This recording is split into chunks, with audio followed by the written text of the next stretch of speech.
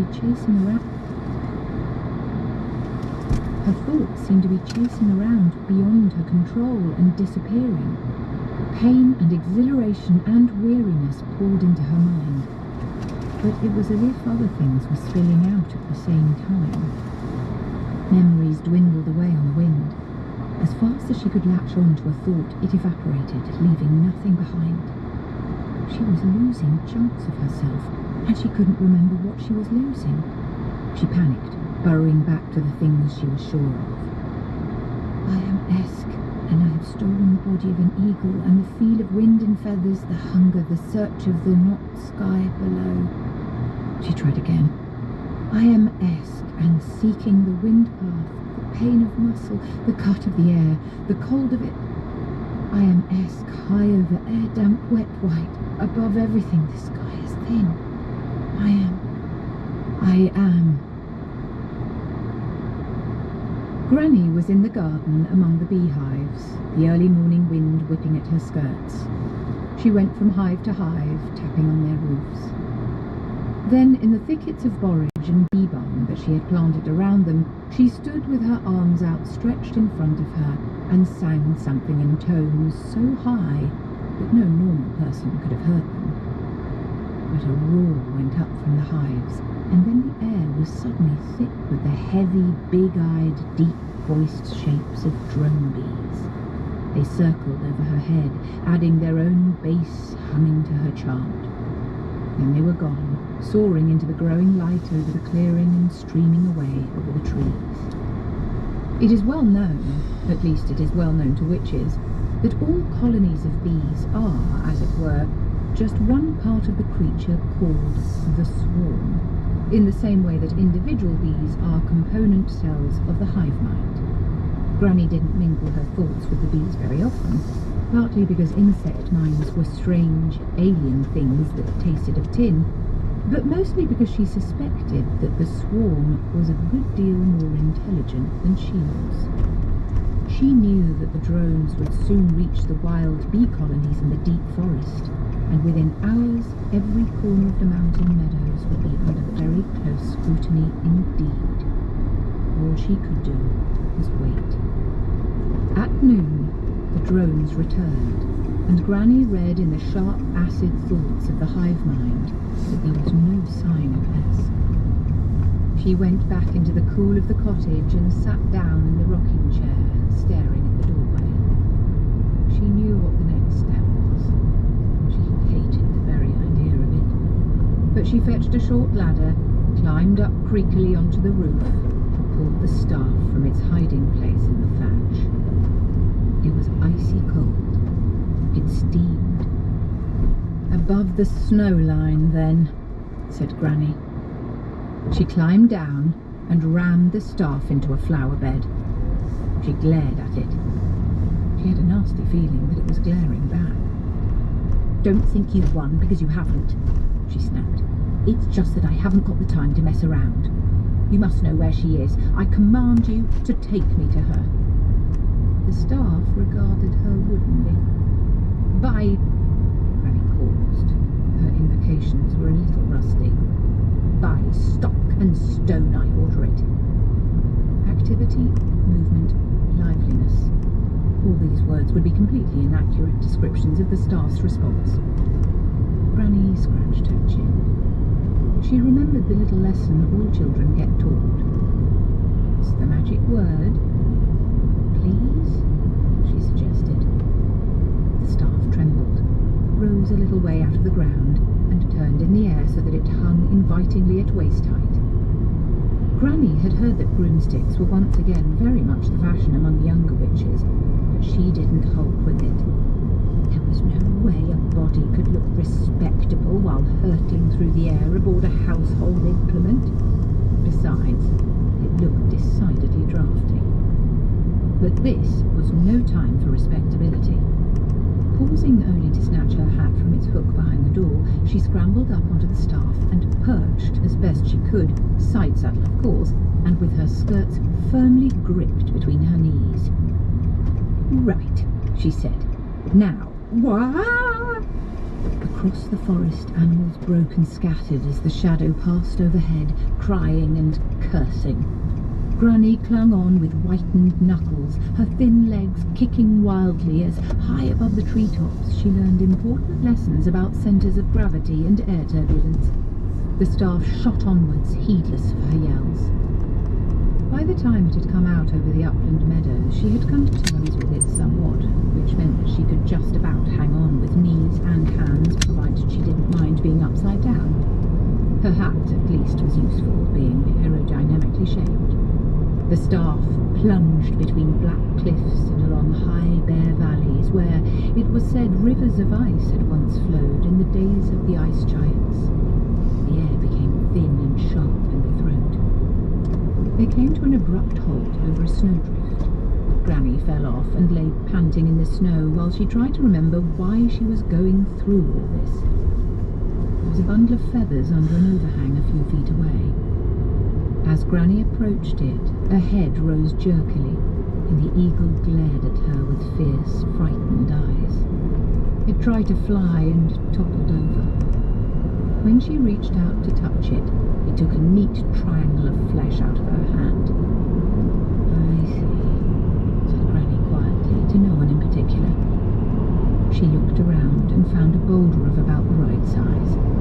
She disappeared behind it for a few seconds, for the sake of respectability, and reappeared with a petticoat in her hand. The bird thrashed around, ruining several weeks of meticulous petit pois embroidery, but she managed to bundle it up and hold it so that she could avoid its sporadic lunges. Granny turned to the staff, which was now upright in the snowdrift. "I shall walk back," she told it coldly. It turned out that they were in a spur valley overlooking a drop of several hundred feet onto sharp black rocks. "Very well, then," she conceded, "but you're to fly slowly. Do you understand? And no going high." In fact, because she was slightly more experienced, and perhaps because the staff was taking more care too, the ride back was almost sedate.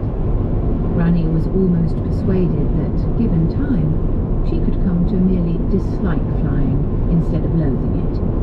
What it needed was some way of stopping yourself from having to look at the ground. The eagle sprawled on the rag rug in front of the empty hearth. It had drunk some water, over which Granny had mumbled a few of the charms she normally said to impress patients, but you never knew. There might be some power in them. And it had also gulped a few strips of raw meat. What it had not done was display the least sign of intelligence. She wondered whether she had the right bird. She risked another pecking and stared hard into its evil orange eyes and tried to convince herself that way down in their depths, almost beyond sight, was a strange little flicker. She probed around inside its head. The eagle mind was still there, right enough, vivid and sharp, but there was something else.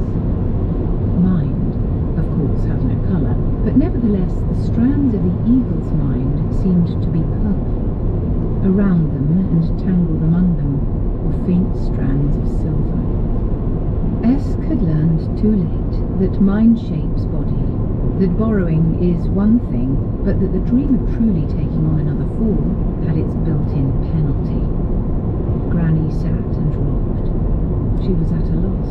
She knew that. Unravelling the tangled minds was beyond her power, beyond any power in the round tops, beyond even... There was no sound. Maybe there was a change in the texture of the air. She looked up at the staff, which had been suffered to come back into the cottage. "No," she said firmly. Then she thought, whose benefit did I say that for? Mine? There's power there, but it's not my kind of power. There isn't any of the kind around, though, and even now I may be too late. I might never have been early enough. She reached out again into the bird's head to calm its fears and dispel its panic. It allowed her to pick it up and sat awkwardly on her wrist, its talons gripping tight enough to draw blood. Granny took the staff and made her way upstairs to where Esk lay on the narrow bed in the low bedroom with its ancient contoured ceiling. She made the bird perch on the bed rail and turned her attention to the staff. Once more the carvings shifted under her glare, never quite revealing their true form. Granny was no stranger to the uses of power, but she knew she relied on gentle pressure, subtly, to steer the tide of things. She didn't put it like that, of course. She would have said that there was always a lever if you knew where to look. The power in the staff was harsh, fierce, the raw stuff of magic distilled out of the forces that powered the universe itself. There would be a price, and Granny knew enough about wizardry to be certain that it would be a high one. But if you were worried about the price, then why were you in the shop? She cleared her throat and wondered what the hell she was supposed to do next. Perhaps if she... The power hit her like a half-brick.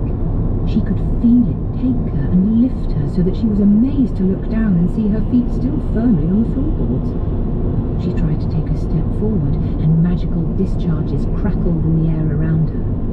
She reached out to steady herself against the wall, and the ancient wooden beam under her hands stirred and started to sprout leaves. A cyclone of magic swirled around the room, picking up dust and briefly giving it some very disturbing shapes. The jug and basin on the washstand, with a particularly fetching rosebud pattern, broke into fragments. Under the bed, the third member of the traditional China trio turned into something horrible and slunk away. Granny opened her mouth to swear and thought better of it when her words blossomed out into rainbow-edged clouds. She looked down at Esk and the eagle, which seemed oblivious to all this, and tried to concentrate. She let herself slide inside its head, and again she could see the strands of mind, the silver threads bound so closely around the purple that they took on the same shape. But now she could see where the strands ended, and where a judicious tug or push would begin to unravel them. It was so obvious she heard herself laugh, and the sound curved away in shades of orange and red and vanished into the ceiling. Time passed. Even with the power throbbing through her head, it was a painfully hard task, like threading a needle by moonlight, but eventually she had a handful of silver. In the slow, heavy world in which she now appeared to be, she took the hank and threw it slowly towards Esk. It became a cloud, swirled like a whirlpool, and vanished. She was aware of a shrill chittering noise and shadows on the edge of sight. Well, it happened to everyone sooner or later. They had come, drawn as always by a discharge of magic. You just have to learn to ignore them. Granny woke with bright sunlight skewering into her eyes. She was slumped against the door, and her whole body felt as though it had toothache. She reached out blindly with one hand, found the edge of the washstand, and pulled herself into a sitting position. She was not really surprised to see that the jug and basin looked just the same as they had always done. In fact, sheer curiosity overcame her aches, and she gave a quick glance under the bed to check that, yes, things were as normal. The eagle was still hunched on the bedpost. In the bed, Esk was asleep, and Granny saw that it was a true sleep and not the stillness of a vacant body. All she had to do now was hope that Esk wouldn't wake up with an irresistible urge to pounce on rabbits. She carried the unresisting bird downstairs and let it free outside the back door. It flew heavily up into the nearest tree, where it had a feeling it ought to have a grudge against somebody, but for the life of it, it couldn't remember why.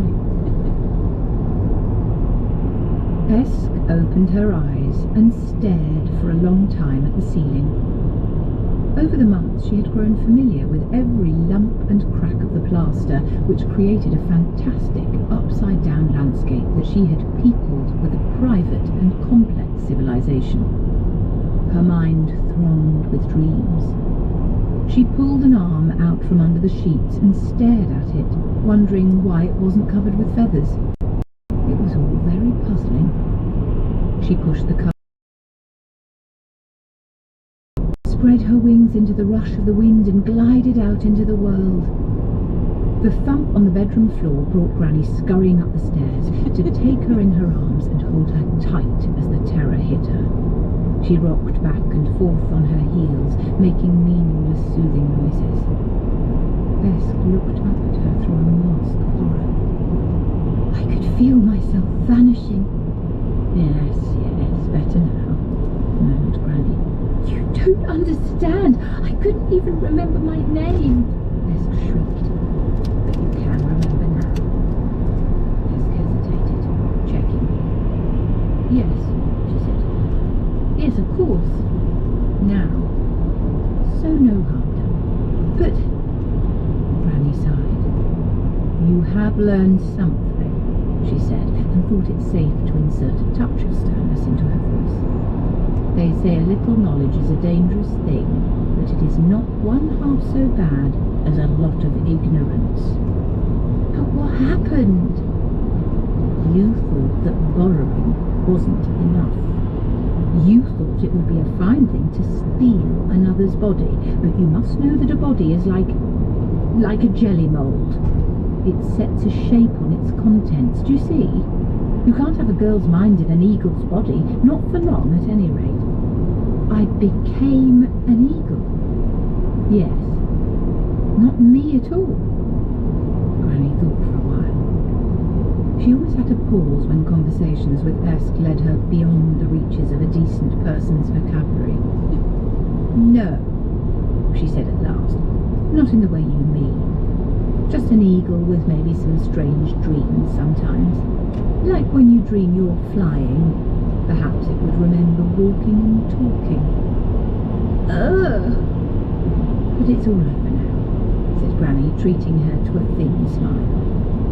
You're your true self again, and the eagle has got its mind back. It's sitting in the big beech by the privy. I should like you to put out some food for it. Esk sat back on her heels, staring at a point past Granny's head. There were some strange things, she said conversationally.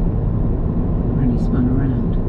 I meant, in a sort of dream, I saw things, said Esk. The old woman's shock was so visible that she hesitated, frightened that she had said something wrong. What kind of things? Said Granny flatly. Sort of big creatures, all sorts of shapes, just sitting around. Was it dark? I mean, these things, were they in the dark? There were stars, I think. Granny? Granny Weatherwax was staring at the wall. Granny? Esk repeated. Yes? Oh. Granny shook herself. Yes, I see. Now, I would like you to go downstairs and get the bacon that is in the pantry and put it out for the bird. Do you understand? It would be a good idea to thank it too. You never know. When Esk returned, Granny was buttering bread. She pulled her stool up to the table, but the old woman waved the bread knife at her. First things first, stand up, face me. Esk did so, puzzled. Granny stuck the knife in the breadboard and shook her head. Drat it, she said. There was some kind of ceremony if I know wizards.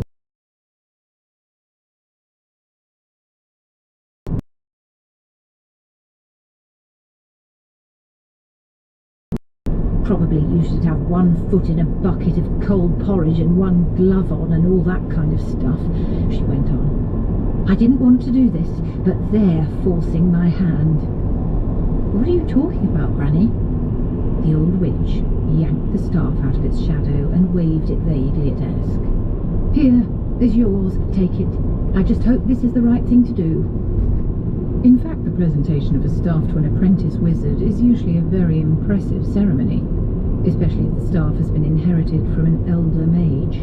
By ancient law, there is a long and frightening ordeal involving masks and hoods and swords and fearful oaths about people's tongues being cut out and their entrails torn by wild birds and their ashes scattered to the eight winds and so on. After some hours of this sort of thing, the apprentice can be admitted to the brotherhood of the wise and enlightened. There is also a long speech. By sheer coincidence, Granny got the essence of it in a nutshell. Esk took the staff and peered at it. "It's very nice," she said uncertainly. "The carvings are pretty. What's it for?" "Sit down now and listen properly for once. On the day you were born..." "And that's the shape of it."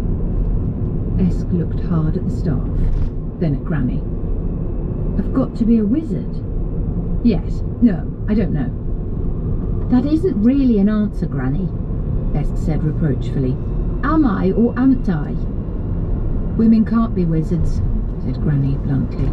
"It's against nature. You might as well have a female blacksmith." "Actually, I watched Dad at work and I don't see why..." "Look," said Granny hurriedly. "You can't have a female wizard any more than you can have a male witch, because..." "I've heard of male witches," said Esk meekly. "Warlocks." "I think so." "I mean, there's no male witches, only silly men," said Granny hotly.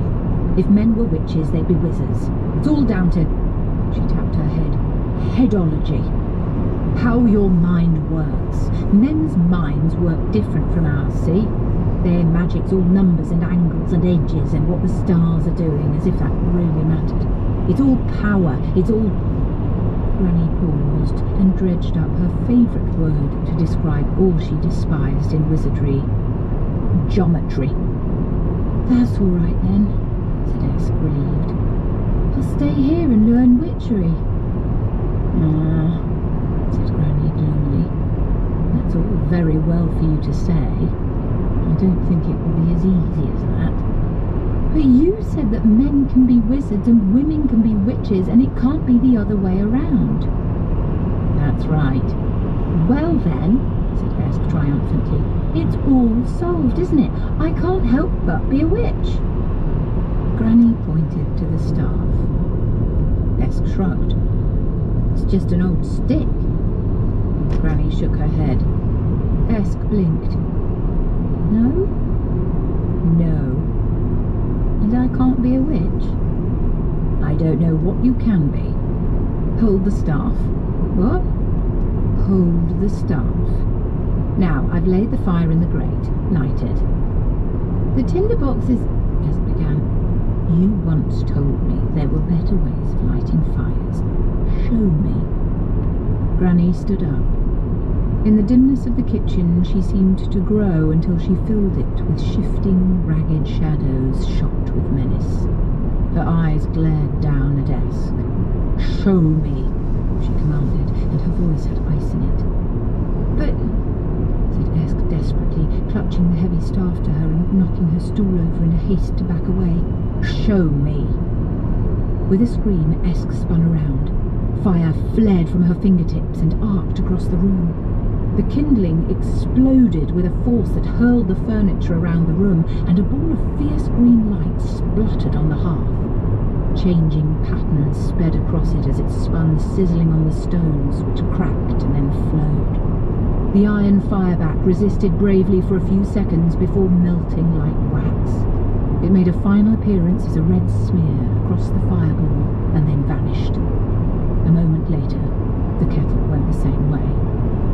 Just when it seemed that the chimney would follow them, the ancient hearthstone gave up, and with a final splutter, the fireball sank from view. The occasional crackle or puff of steam signalled its passage through the earth. Apart from that, there was silence, the loud hissing silence that comes after an ear-spluttering noise, and after the actinic glare, the room seemed pitch dark. Eventually, Granny crawled out from behind the table and crept as closely as she dared to the hole, which was still surrounded by a crust of lava. She jerked back as another cloud of superheated steam mushroomed up. "They say there's dwarf mines under the round tops," she said inconsequentially. "My, them little buggers is in for a surprise." She prodded the little puddle of cooling iron where the kettle had been, and added, "Shame about the fire back. It had owls on it, you know." She patted her singed hair gingerly with a shaking hand. "I think this calls for a nice cup of cold water." That was wrong to do that all the time, neither. If it's in you, you've got to learn to control it. "Can you teach me?" "Me? No." "How can I learn if no one will teach me?" "You've got to go where they can. Wizard school." "But you said..." Granny paused in the act of filling a jug from the water bucket. Yes, she snapped. "Never mind what I said, or common sense or anything. Sometimes you just have to go the way things take you, and I reckon you're going to wizard school one way or the other." Esk considered this. "You mean it's my destiny?" she said at last. Granny shrugged. "Something like that. Probably. Who knows?" That night, long after Esk had been sent to bed, Granny put on her hat, lit a fresh candle, cleared the table, and pulled a small wooden box from its secret hiding place in the dresser. It contained a bottle of ink, an elderly quill pen, and a few sheets of paper. Wax blots, crossings out, and pictures of the rich. "To the head wizard. Unseen University. Gratings. Escarina Smith. She hath the makings of wizardry, but what may be further done with her I know not. She is a good worker and clean about here person, also skilled in diverse arts of the house. I will send monies with here may you live long and end your days in peace, and oblige Esmeralda Witherwax, witch." Granny held it up to the candlelight and considered it critically. It was a good letter. She had got Dayurs out of the almanac, which she read every night. It was always predicting Dayurs. Granny wasn't entirely sure what it meant, but it was a damn good word all the same. She sealed it with candle wax and put it on the dresser. She could leave it for the carrier to take when she went into the village tomorrow to see about a new kettle. Next morning, Granny took some pains over her dress, selecting a black dress with a frog and bat motif, a big velvet cloak, or at least a cloak made of the sort of stuff velvet looks like after 30 years of heavy wear, and the pointed hat of office, which was crucified with hat pins. Their first call was to the stonemason to order a replacement hearthstone. Then they called on the smith. It was a long and stormy meeting. Esk wandered out into the orchard and climbed up to her old place in the apple tree, while from the house came her father's shouts, her mother's wails, and long silent pauses, which meant that Granny Weatherwax was speaking softly in what Esk thought of as her "just so" voice. The old woman had a flat, measured way of speaking sometimes. It was the kind of voice the Creator had probably used. Whether there was magic in it or just headology, it ruled out any possibility of argument. It made it clear that whatever it was talking about was exactly how things should be. The breeze shook the tree gently. Esk sat on a branch, idly swinging her legs. She thought about wizards. They didn't often come to Badass, but there were a fair number of stories about them. They were wise, she recalled, and usually very old, and they did powerful, complex and mysterious magics, and almost all of them had beards. They were also, without exception, men. She was on firmer ground with witches, because she'd trailed off with Granny to visit a couple of villages' witches further along the hills, and anyway, witches figured largely in Ramtop folklore. Witches were cunning, she recalled, and usually very old, or at least they tried to look old, and they did slightly suspicious, homely and organic magics, and some of them had beards. They were also, without exception, women. There was some fundamental problem in all that which she couldn't quite resolve. Why wouldn't... Cern and Gulter hurtled down the path and came to a pushing, shoving halt under the tree. They peered up at their sister with a mixture of fascination and scorn. Witches and wizards were objects of awe, but sisters weren't. Somehow, knowing your own sister was learning to be a witch sort of devalued the whole profession. "You can't really do spells," said Cern. "Can you?" "Of course you can't," said Coulter. "What's this stick?" Esk had left the staff leaning against the tree. Cern prodded it cautiously. "I don't want you to touch it," said Esk hurriedly. "Please, it's mine." Cern normally had all the sensitivity of a ball bearing, but his hand stopped in mid-prod, much to his surprise. "I didn't want to anyway," he muttered to hide his confusion. "Only an old stick." "Is it true you can do spells?" asked Coulter. "We heard Granny said you could." "He listened at the door," added Cern. "You said I couldn't," said Esk airily. "Well, can you or can't you?" said Coulter, his face reddening. "Perhaps." "You can't." Esk looked down at his face. She loved her brothers, when she reminded herself to, in a dutiful sort of way, although she generally remembered